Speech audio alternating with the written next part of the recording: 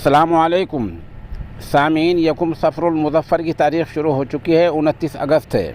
ख़बर का उन्वान है, एक हफ़्ता पहले चोरी शुदा बच्चा बीजेपी लीडर के घर से मिल गया है, और वो भी इस तरह मिला है कि बीजेपी लीडर ने इस बच्चे को 2 डॉक्टरों से 1,08,000 रुपये में ख़रीदा था।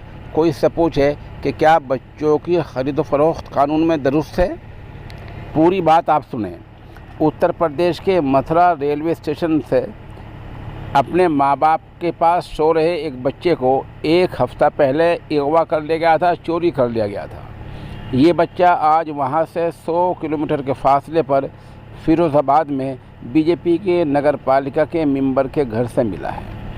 नगर पालिका की अहलिया विनीता अग्रवाल और उसके शौहर ने कहा है कि उन्होंने 2 डॉक्टरों से इस बच्चे को 1,08,000 रुपये में ख़रीदा था।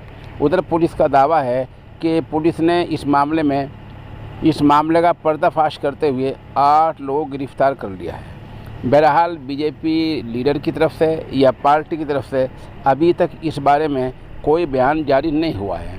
सवाल ये है कि क्या इस तरह बच्चों को ख़रीदना बेचना कानून के रोज़ से दुरुस्त है, और क्या अब योगी जी अपने लीडर के ख़िलाफ़ मुहिम चलाएंगे और क्या इसके मकान पर बिल्डोज़र चलवाएंगे? ये सवाल पैदा होता है।